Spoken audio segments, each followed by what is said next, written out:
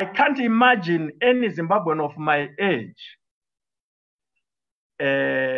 having had how else any Zimbabwean of my age would have participated in the life of our country without engaging ZANU-PF, without working through ZANU-PF one way or the other. There are a lot of people who say to me, but why did you join ZANU-PF? You used to criticize them and then you joined them.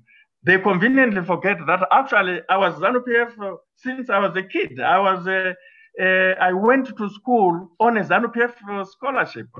All my higher education was on a ZANU-PF scholarship, by which I mean a scholarship endorsed by ZANU-PF and supported by ZANU-PF for, in my case, the United Nations to give me a scholarship and the African American Institute to give me a scholarship for my university. And when I was a university student, I used to work in New York in the ZANU-PF office. And in Los Angeles, in California, where I was the commissar. I was a ZANU-PF commissar.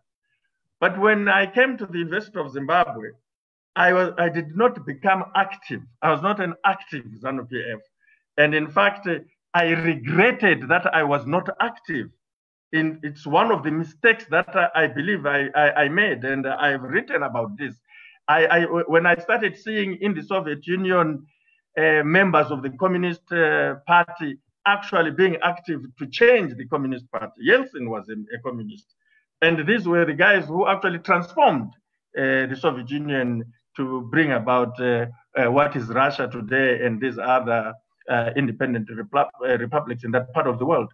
In Zimbabwe, a number of us who had a completely different view about what the liberation struggle was supposed to achieve, what the liberation movement was supposed to be, regretted that we allowed lunatics to run away with the baton, Ngomahuru style, and that there was no necessary debate, especially during the one-party state debate, because we had removed ourselves from it. So we came back, and I'm not the only one. We came back, perhaps foolishly others would say, thinking we would change the party. And when some of us came back, we did not come back as part of some guru, as is the typical ZANU-PF way. Most of the young people who go into ZANU-PF, they have some chef who is fronting them, whom they are supporting.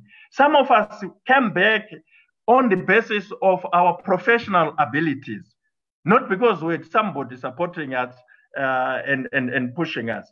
And we believed that the time was right for ZANU-PF to transform professionally and become a modern organization. And for a while, it was possible.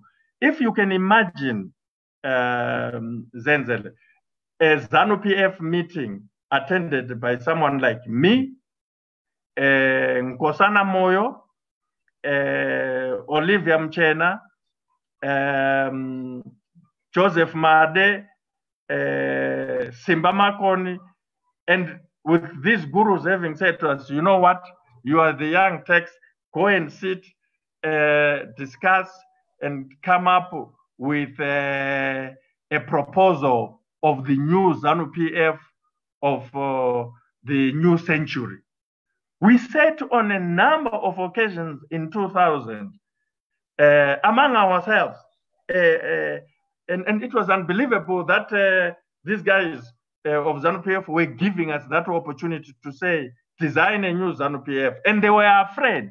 The MDC had shaken them, and they could not see a future based on their past. They were now saying, no, we need a new way, and they were agreeing. And I can tell you, and these are stories which will be told in greater detail, maybe in other platforms or opportunities, but I can tell you that the ZANU-PF old guard, the political old guard, had given us the opportunity to design a new ZANU-PF. That was thwarted by Gugurahundist, the military guys. They are the only ones who did not accept and who told the politicians that these guys you are giving this stuff are CIA agents. Hey, Moyo, how dare you allow Moyo? He is a product of American education. And just now, before he came to start doing this work in the party, he was with the Ford Foundation. The Ford Foundation is a CIA organization. Nkosana is a British this, British that.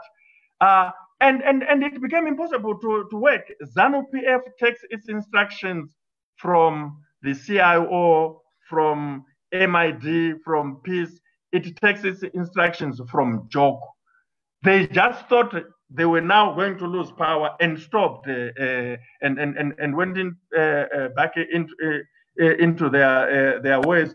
And that's why it's not possible to reform ZANU-PF from within. The only possible way to reform ZANU-PF from within would be through the military, through the CIO. The military has become the most important, not important actually, the military has become the most powerful organ of JOG. In the past, it was not always like that.